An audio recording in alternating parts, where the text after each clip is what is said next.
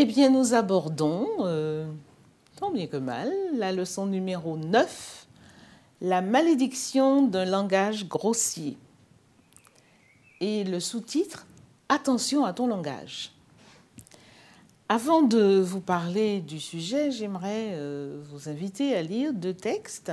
Le premier se trouve dans Exode 20 au verset 7. Ne te sers pas de mon nom n'importe comment. C'est le Seigneur qui parle. Moi, le Seigneur ton Dieu, je déclare coupable celui qui se sert de mon nom n'importe comment. Et le texte qui se trouve dans Matthieu 12, verset 36.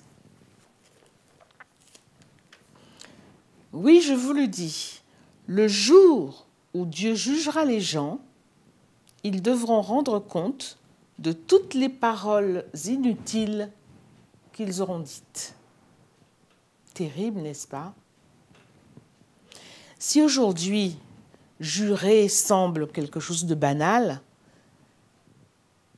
il faut se rappeler que Dieu a formellement interdit de prendre son nom n'importe comment, en vain, dirons-nous. Et il faut également se dire que la façon dont on parle est absolument importante. Même si le nom de Dieu n'est pas prononcé, mais il y a des jurons qui font appel à toutes sortes de choses, notamment au sexe. Et Dieu ne prend pas non plus plaisir à cela, parce que dans Matthieu, Jésus rappelle que nous devrons rendre compte à Dieu de tout cela, de toute parole vaine que nous aurons prononcée. Or, que constatons-nous? Pas seulement à la télé, ni sur Internet, mais dans la vie courante, autour de nous, à l'école, partout, nous entendons des grossièretés de toutes sortes.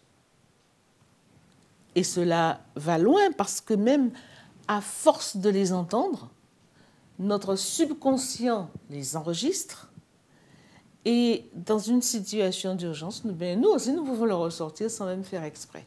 Vous n'avez pas remarqué? Eh bien, c'est dire la force et l'influence qu'exercent sur nous les grossièretés. Il faut expliquer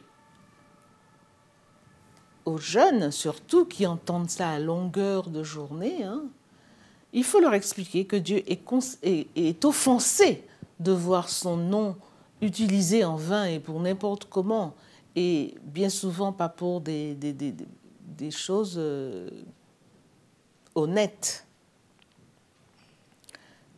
Car non seulement Dieu doit être respecté, son nom doit être respecté, mais nous devons également avoir du respect entre nous. Vous pouvez par exemple demander aux jeunes ce qu'il ressent quand il entend un mot grossier. Est-ce que ça le frappe? Est-ce que ça le choque? Est-ce qu'il n'y fait même plus attention à force d'en entendre? Est-ce qu'il les utilise lui-même dans ses conversations avec ses copains ou autres? En tout cas, si nous prétendons être chrétiens, chrétien ça veut dire de Christ, si nous prétendons être chrétiens, nous devons faire la différence. Donc eux aussi, ils doivent faire la différence. Nos paroles comptent aux yeux de Dieu. Vous devez le leur dire. Ils doivent en être certains. Et ces paroles vont montrer ou non que nous sommes agents du royaume de Dieu. Alors, s'ils sont agents du royaume de Dieu, ils feront la différence. Bon courage. À la prochaine fois. Au revoir.